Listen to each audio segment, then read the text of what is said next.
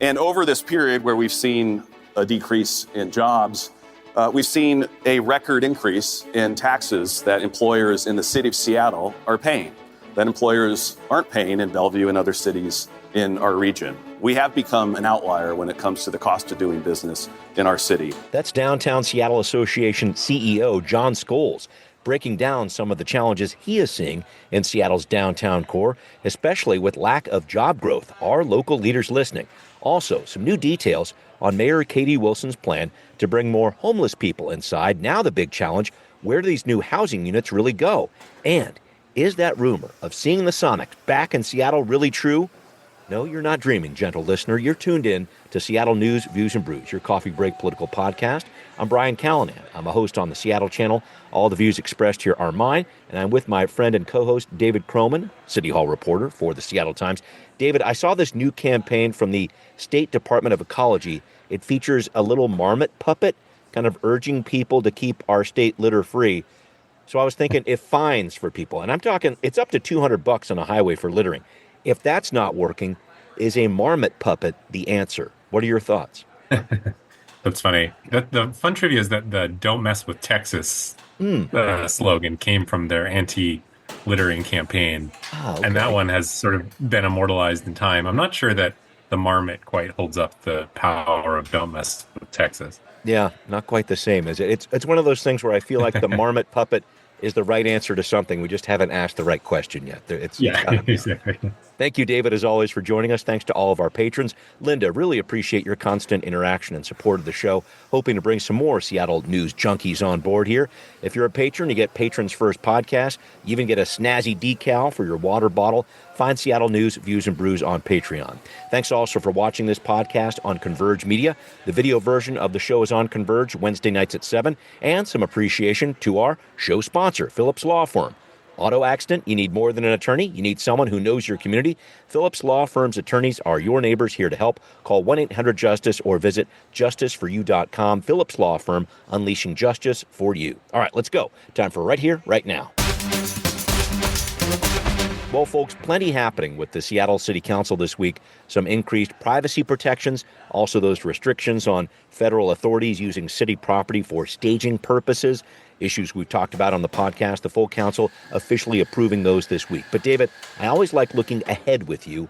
I wanted to take a look at what John Scholes of the DSA was saying in his recent State of Downtown address. He was pointing to job loss in downtown Seattle, 37,000 jobs lost over the last 5 years, while Bellevue job growth has been around 12%. He's really challenging city and local leaders over this issue, especially when it comes to taxes. And even Katie Wilson herself said at this meeting, it is not ideal for our business taxes to be out of step with our neighbors. She says, I'm looking at this, looking at some cuts.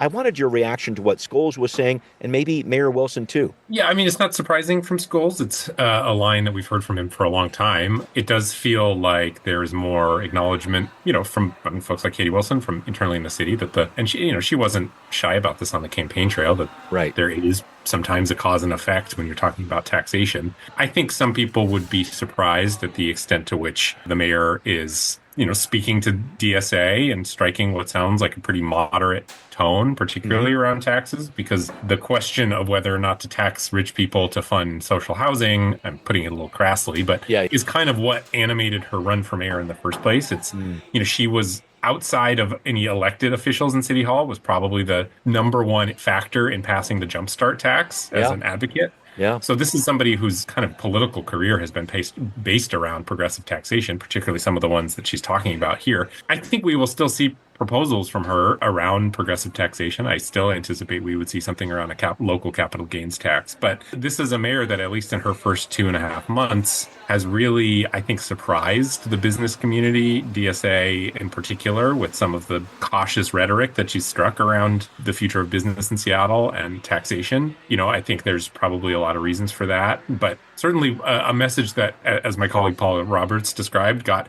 sustained applause at the State of Downtown, and one that I think for some of her kind of most strident backers on the campaign trail is frankly a little concerning, that this is where she has made some of her most substantive public remarks, is to the business organization of downtown. This is the same week that some of the people who organized on her campaign wrote a petition telling her to roll back surveillance cameras. So you have a situation where she's saying sort of conciliatory and friendly things to the downtown business community, while some of the kind of more progressive organizers who helped get her elected are feeling like they need to write petitions. Of course, those two issues aren't exactly related, but I do think it is kind of informs some of the political tenor around her mayorship so far. Yeah, and there's just a lot of tax news that's been flying around this past week. Aside from what was going on with the DSA's State of Downtown, the state legislature passed a historic income tax on high earners, the so-called millionaires tax. We saw Howard Schultz move out of town. A lot of people were upset about that. I just wanted to try to figure out where we were on a larger scale here. Are elected leaders getting close to a reckoning with businesses over taxes? Are they growing farther apart on this issue? I know I'm asking a big question, but where do you see the momentum going right now, David? Yeah, I mean, I would say before the session and before this year, the momentum was clearly in favor of taxing businesses, at least the political momentum. Again, we talked about this, but I would say the most, the thing that sort of catalyzed this more than anything was Brian Haywood, the conservative financier of initiatives, because he put this question of a capital gains tax on a statewide ballot, which was going to repeal this capital gains tax, and it failed resoundingly in 32 out of 39 counties. That, more than anything that any progressive organizer could have possibly done, sent a signal to a lot of Democrats in Washington that this is a winning issue, that they can plow ahead with this and feel fine politically. You know, there's a lot of noise around the new taxes that have come into play, and there's some high-profile anecdotes. You know, of course, Howard Schultz announcing he's leaving. I don't know that we're going to really see the real-world effects of this for a little while. We'll have another election in 2026, but that, you know, it's going to be a national election. People are going to be fired up for that. So, you know, I think it's going to take a little while to shake out exactly the ramifications of the new taxes. But I would say up until now, I would say the political momentum was very much in favor of new taxes. It sounds like it may be a swinging back, at least as far as the messages that we're hearing from people like Katie Wilson, maybe swinging back a little bit in the other direction, but we'll see. Yeah, I know. It's going to be interesting with the election, too. We've got 4 state Supreme Court seats are up there, and that's going to be a big part of what happens next with the state income tax here on millionaires. So we'll see what happens there. Thanks a lot for that, David. I like going down that path with you. I wanted to talk about some other interesting city news this week. You reported on this in the Times, David. Mayor Wilson has hit the pause button on allowing city employees to use AI tools like Copilot, for example. This was a rollout that was supposed to happen in late February. It was basically planned before she took office. What's going on here? So the city has been sort of slowly rolling out a broad AI framework that includes a lot of things. It's really by necessity because AI is coming and has come whether we like it or not. One piece of that was this pilot program to essentially give city employees a sanctioned AI helper. So kind of like ChatGPT, but it's Microsoft Copilot. The thought at the time was, I mean, there was the efficiency question, you know, how much more could city employees do with this? But I think really motivating it was the fact that a lot of city employees were already using ChatGPT and doing so in a way that might put some private and sensitive information at risk, and certainly would kind of make public, like perhaps conflict with public disclosure laws. So the thought from the Harrell administration was, well, let's give a sanctioned tool that we can regulate and keep our eye on. And that was Copilot. So they started this pilot program of 500 employees last year. It was pretty well received. Employees reported saving about 2.5 hours a week by using it. So they set this date for rolling it out citywide. Mayor Wilson came in. You know, her office is not ruling out that this is going to proceed. In fact, my sense is it probably will eventually. But they were hearing some, particularly from unions, who were saying, you know, hey, we should maybe vet this a little bit more. I think they weren't saying it in these terms exactly, but I think there is some concern about employment and jobs. So, you know, responding to that, Wilson decided, you know, hey, I'm going to push pause on this until I better understand exactly the parameters that we've put around this program. Like the idea potentially AI would replace city workers somehow, or what's the thought there? What's the concern from labor? Yeah, I mean, I think, again, you know, we're talking about this one Copilot program, but there is a lot more around AI happening here. They're looking at it for traffic analysis or analyzing legislation. But, you know, there's other sort of practical elements of permitting, that a lot of which is done by people right now. I don't know if it's specific to this Copilot program, but I think there are some broad general concerns from the unions that AI will start to replace workers.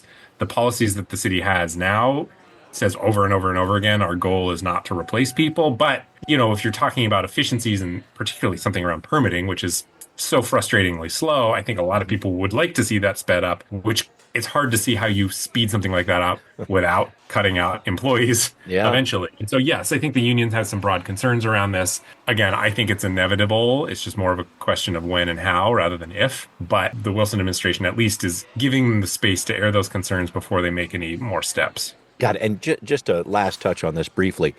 I think there are some workers who are probably still using some AI tools right now, or are they banned from doing that, or what's the policy on this? Yeah, that's a good question. I think for now, it's not sanctioned, it's not allowed. Again, there's probably workers still using AI. That's a good question. I don't actually know what happened with those 500 employees who are in the pilot. My sense is that pilot is over. Yeah. So I'm not actually sure about that. It's a good question. All right, fair question. There's always something to follow up on. Thank you for that, David. Up next, we are taking a closer look at Mayor Katie Wilson's plan to bring 1,000 people who are homeless inside this year. She's talking about 500 in just the next couple of months. But where exactly? Some details next on Now Hear This.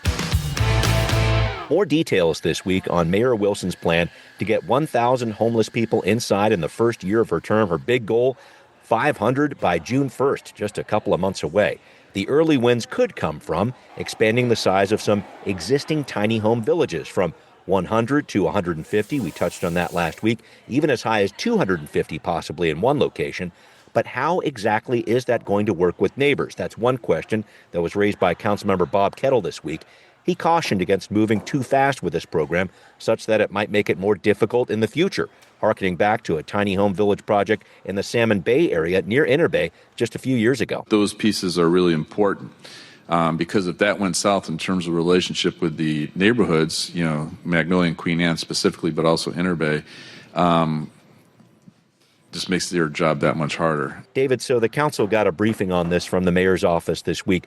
I wanted to understand your takeaways from this plan, because citing these shelters just seems like such a huge question. I know Councilmember Kettle was definitely asking some questions here. Yeah, I mean, that's always was going to be the piece, is where these things go, which is why I think in some ways the biggest change of the three pieces of legislation that Mayor Wilson transmitted was around the leasing question, basically giving the city more power to execute leases and kind of get spaces ready. Their thought is, if we find a space, we want to act quickly on it. It's interesting, watching that meeting, I was struck that this almost feels inevitable. Like, if what feels inevitable? The citing conflict? Well, just this piece that, so what Mayor Wilson is trying to do is something that other mayors have basically failed at, which is to scale up a lot of shelter really, really quickly. Mm-hmm. And that sounds good. And I think she's taking actions that would suggest she's serious about that. Mm-hmm. Part of the reason, though, that it has been hard to do it this quickly is there are always these kinds of layers of concern around where you're going to put it and what the reaction is going to be around it. And I think we saw some of that from the council, that those concerns are not exactly going to go away. I think to an extent, and I don't know this for sure, I think to an extent, though, if Mayor Wilson is going to actually succeed at getting 4,000 units online in her mayoral administration, I mean, not even the 4,000 number, this 500 number that they're going for by the World Cup, it's just very hard for me to imagine that all of that can go through the level of community engagement that these tiny home villages have gone through in the past. To get to that number, I think you're going to have to skip some of that. It's this balance between this desire for speed to treat it like an emergency, but also the need to go through some sort of process to make sure it's vetted by neighborhoods, right? Yeah, and Councilmember Kettle has a good point, which is like, it's not just for formality. Like if they do their first village and it's a disaster and the neighbors make a big stink out of it and there's this big political pushback, it is going to be harder to do the ones in the future. At the same time, to get to 4,000, you can't do 6 months of engagement on every 100 units. It's just the math doesn't work on that. There's going to have to be an expedited timeline here to move on that stuff. So I understand what Councilmember Kettle is saying, and he's right that if they kind of poison the well on this stuff with the first tiny home village, it's going to be more difficult to do the future ones. But there is a reason why other mayors have not built this many units, and it has something to do with their desire to want to engage, and make sure everybody's happy about it. If you're doing something out of what is an emergency, and the mayor is defining this as an emergency, it kind of by definition means that certain steps in a process are going to be skipped, and it's going to probably mean that not everybody is going to be fully happy with the results. But the calculation is this is an emergency, and so this is our top priority, and frankly it is more important than what the neighbors around think. Maybe the city hall decides that's not true anymore and they backtrack. But to get to 4,000 units, it sort of necessitates some of that thinking, which is uncomfortable for Seattle. Seattle City Hall is a place that likes everybody to be happy and get along and pat each other on the back. And again, to get to 4,000 units, that might just not work. Yeah, I know the words Seattle and process just go together. It's part of what the city is all about. It's in the DNA. I guess just trying to look at how this thing can succeed, David. This is a big campaign promise, of course, for Mayor Wilson. She made this promise again with support from groups like the Downtown Seattle Association very recently, too. Do you have an idea about how this could work, essentially what she would need to do to try to shepherd this process home? Any thoughts there? Well, yeah, I mean, the first step that she's taken is to have every city department identify any kind of land that they might have. That's what it comes down to, is land. Where are you gonna do this? And so she has her city departments looking for extra land. She's certainly not the first mayor who has thought to ask city departments where their vacant land is. That has come up. I have been to press conferences at Seattle City Light property where they are opening up small tiny home villages. So frankly, I'm not sure what it is that she can do to identify land that has not already been identified. I had conversations in 2015 with elected officials around vacant city land. Me too. But that's one piece that she's doing. And then again, another one is, they're trying to cut out, frankly, the King County Regional Homelessness Authority and do this on their own. And Mayor Harrell was pretty explicit about his doubts around the King County Regional Homelessness Authority. Mayor Wilson has not really expressed those same kind of doubts so explicitly, but her actions certainly say something. Her actions, suggest that she is not going to wait around for the King County Regional Homelessness Authority, which in a way kind of undermines the point of it. And maybe it needs undermining. There are several mayors in a row now who perhaps would suggest it does need some undermining, but that is what is probably going to happen. Again, if we're talking about an emergency, the end result is going to be some hurt feelings and some frustrated neighbors, perhaps. And again, she said this on the campaign trail. She said, I'm going to treat this like an emergency and try and build 4,000 units. So no one should be surprised if suddenly there are 4,000 units in Seattle, places that you didn't see before. So in some ways, if she has a mandate on anything, it is this. But the reality of the situation, I think, is going to create some tension. Yeah, has to, with some of these agencies like the RHA, too. I'm interested to see what happens next there. Thank you for that, David. I did want to talk about another story you wrote recently, this in regard to Seattle Center, a proposal to revitalize it, to renovate it, could cost more than $1 billion. So this plan involves a bond measure, something that would require more support from voters than a simple majority. That's one piece of this here. And it looks like the cost is heading up over $1 billion, maybe 1.3 or 1.5. Can you give us big picture what's going on with this? Yeah, so the original conversation around this was really focused on a straight property tax levy, and for about $1 billion, and it was just going to be Seattle Center. A few things have changed since then. For one, Bruce Harrell lost, and now Katie Wilson is the mayor. So that, of course, kind of hits the reset button a little bit on the conversation. A lot of uncertainty around whether or not this is going to be a priority for her to pass a measure like this. The other piece is this kind of realization that the city has only so much more room it can go with property tax levies. There's this limit. As we've discussed on the podcast here. Yeah, keep going. As we have discussed, the kicker is bonds don't count towards that limit. So you can do a bond and not affect your property tax limit. So that's the other piece. And then I would say the third piece is perhaps some skepticism from the broader arts community around whether or not dumping $1 billion just to Seattle Center was the right thing or the fair thing to do. And I think Rob Johnson, the head of the Seattle Center Foundation, said he was pretty confident that they could pass a Seattle Center only measure. But I think that they were hearing from a lot of other arts organizations saying, hey, you're kind of over-indexing on Seattle Center, and that's going to eat up the political capital for an investment like this and leave us on the sideline. And when I'm talking about arts organizations, I'm talking about Benaroya Hall, I'm talking about Fifth Avenue, Paramount, Vera Project, the Black and Tan Hall, venues all over the city. And so this proposal has now, to kind of assuage those concerns, has now included some of these venues. As a result, though, it has to get bigger. So now instead of $1 billion, we're talking 1.3. He said 1.3 to 1.5, but when someone in the city gives a range like that, you can kind of guess it's going to be the bigger one. So, now we're talking about a $1.5 billion levy that will include other arts organizations that will need 60% of the vote to pass. Yeah, and that's the big deal with the bond measure. It needs that 60%.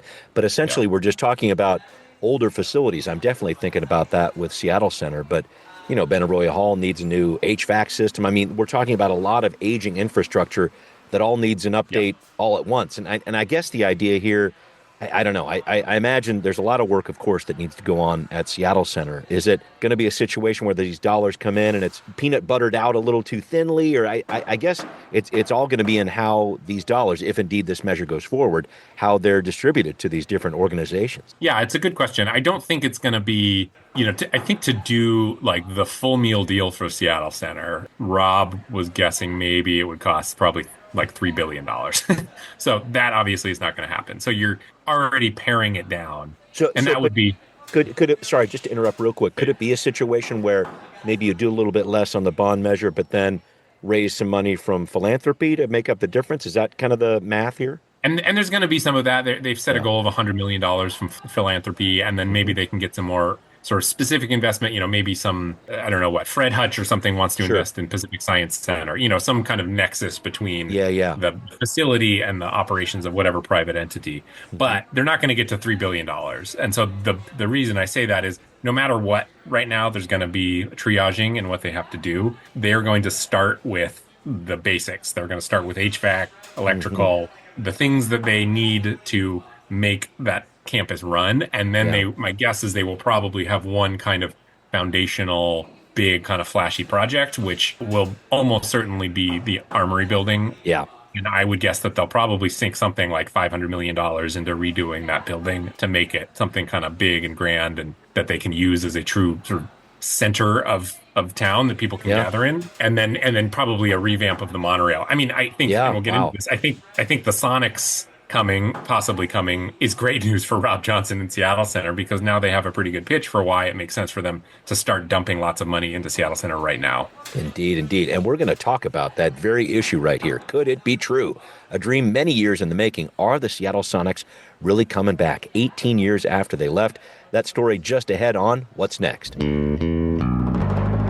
David, you get Segway of the Week award on that one. Thank you for bringing up this story here. I really do feel like this story about the Sonics has been talked about so much over the last few years. I can't help but feel like I'm crying wolf a little bit here. But here's what we know, folks. The NBA's Board of Governors is meeting next week to vote on a process to open up negotiation for expansion here. Las Vegas and Seattle are the top two cities they're talking about. It's not a vote to award a franchise just yet. But, David, I think this is some big news. What do you make of these machinations with the NBA and the Board of Governors? Is this real? What's your interpretation? I'm with you, which is I'm not plugged in enough to know when news is real and when it's not. And I remember, not to criticize my own employer, but I remember in 2013, the Seattle Times on its front page having a big Sonics jersey. Yep. Because the assumption was the Sacramento Kings were going to move here. Oh, yeah. It was a mission accomplished moment for the city of Seattle, and then it didn't end up happening. So you never know what's going to happen. That said, of all of the kind of bluster and smoke over the last few years, it does appear that this is the first kind of real legitimate step that they can actually begin having conversations with people who might want to be the owners of these teams. And the fact that it is so clearly stated it's going to be Seattle and Las Vegas, which I think we basically knew before. I mean, it seems like we always knew it was probably going to be Seattle. Seemed like there was some question around maybe Nashville or Las Vegas. Right. Though Las Vegas always seemed to be the favored one. It does feel like that's real. It allows the NBA to start talking to, say, the Leiwikis or, the owners of the Kraken, who would be the most likely to want to engage in these negotiations. It opens up that path and in a way that, at least everything from what I've read, feels significant and real. Yeah, me too. And we've touched on this issue before too, but now we're actually seeing some of the numbers here. Somewhere between $7 and $10 billion just to pay the expansion fee from the NBA to start up a team. Don't you just hate those hidden fees? Like, wait a minute, I had to pay $8 billion just to open the door here. Some of the thoughts about that fee there, and I was just looking at this, not only who could pay it, but how the Seahawks being up for sale for maybe a similar price, does that cloud the sports market here? How do you look at this? There's a lot of big dollars here floating around potentially. Yeah, I mean, I would think, how many people are out there who are ready to drop $8 billion on a sports franchise? I guess a few. I think that number is reflective of the fact that anytime the NBA adds a team, it dilutes the pool for the other owners, that it is seen as financially worse for them to basically take more slices of the pie. Yeah. So I think that high number probably is intended to ease that a little bit, buy some goodwill from the other owners. Again, I don't fully understand the ins and outs of the NBA business, but I would think a group led by, and from what I've read, it sounds like that by far the easiest route would be for the owners of the Kraken to do this Seahawks or the Sonics deal, because they hold the lease on Climate Pledge. There would be vastly fewer negotiations around that building, and it would kind of kill any other talk of building a new arena for the Sonics. I would think that they would have not a lot of issue in attracting a group of high rollers who want to be the kind of collective owners of a basketball franchise. Yeah. As I'm talking, I could see maybe Chris Hansen comes out of the woodwork and tries to put together his own group and takes one more swing at that Soto arena. For all I know.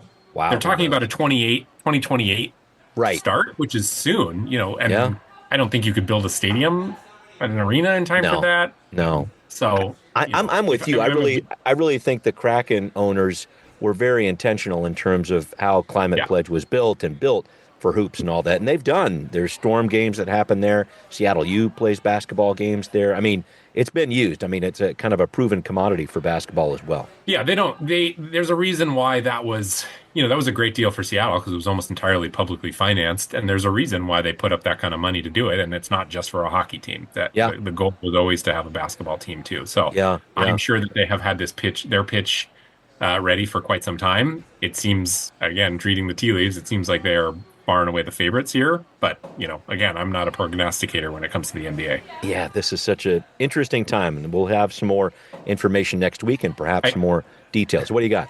I have to, close on, again, the hilarity of the city having 2 jock mayors in a row, and now Katie Wilson maybe being the one who gets to win a Super Bowl, host the World Cup, and see the Sonics return all under a watch. That's a pretty big trifecta. Yeah. Well, we do need to wrap up, David, and we are recording this just as the United States is starting a game with Venezuela in the World Baseball Classic Finals. I got to say this. If the U.S. wins or loses, this has just been a really fun tournament. Like Italy, who knew? What do you think about the WBC, man? I think it's been really fun to watch. No, I think it's great. I haven't had a lot of time to watch it just from, kids and everything. But I think it's great. And you can tell, because there is this thing, like Julio Rodriguez is great. And he works really hard for the Mariners. And he wants the Mariners to win. And he wants to win the World Series for Seattle. But he's not from Seattle. He's from Dominican Republic. Yep. It's a vastly different place. It's a small island. And so you can see the pride when he talks about playing for Dominican Republic. And that's echoed across the countries that are playing. And I think that's so you see a level of enthusiasm in the baseball that you don't necessarily always see in a 162 game schedule. And I'm appreciative of that. And I think it's super fun. I do too. When you have, places that are that small in comparison to the size of the U.S. and all the different players that are here, it's been an amazing tournament and super fun to watch. Thank you, David. Thanks to everybody who is listening to Seattle News, Views, and Brews, where you can always find out what's brewing in local politics. Please become a patron by checking out Seattle News, Views, and Brews on Patreon. Pledge $5 a month or more. Thank you very much for your support. Great to have you listening to this podcast on Apple, Spotify, wherever you are tuning in, and across the world. Taiwan clocking the competition right now with 17 listeners in just the past month. Doshia, thank you. Thanks also for watching on Converge Media. We'll see you next time. Seattle News, Views, and Brews is an independent production of Callanan Media Services. Copyright 2026.